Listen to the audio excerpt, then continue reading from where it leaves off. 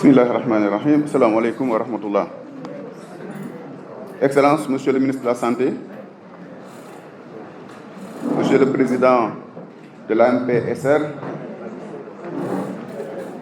honorables parlementaires présents dans cette salle, chers collègues du système des Nations Unies, chers participants, Mesdames et Messieurs.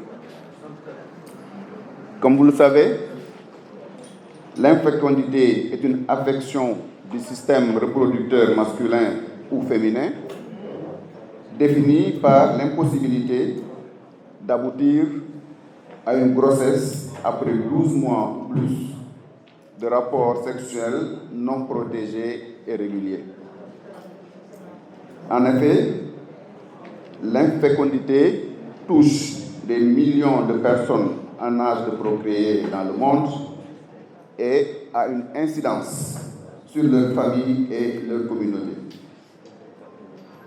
Les estimations laissent entendre qu'environ 48 millions de couples et 186 millions d'individus sont touchés par l'infécondité dans le monde.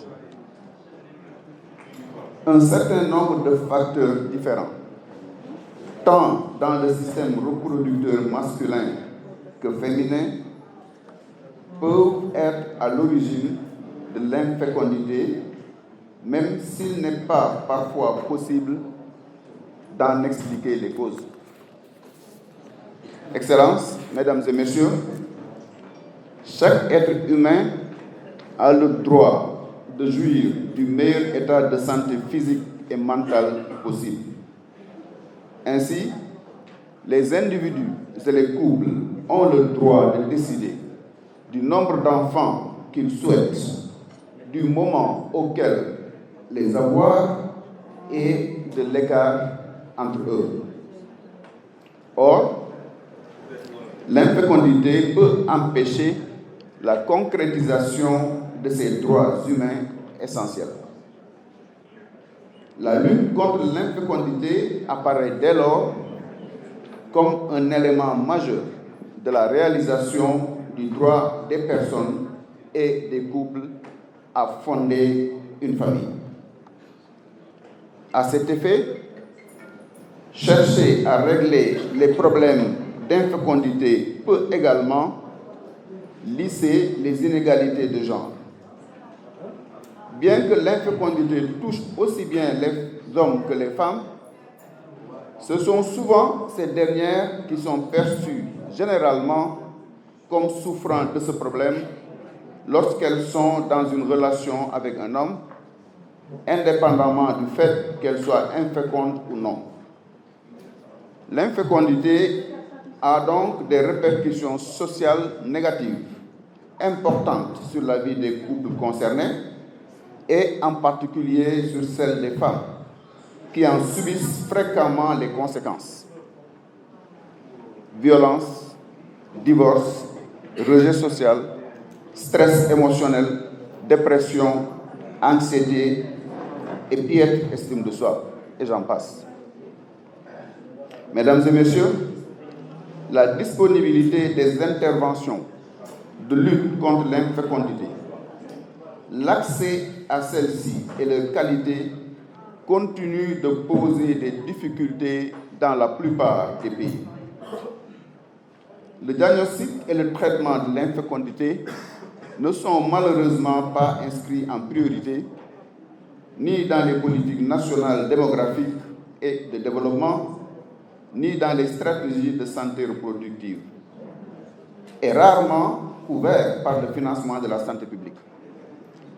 En outre, le manque de personnel qualifié et l'absence des équipements et des infrastructures nécessaires, ainsi que les coûts actuellement élevés des médicaments, constituent des obstacles majeurs, même pour les pays qui répondent activement aux besoins des personnes concernées par ce phénomène.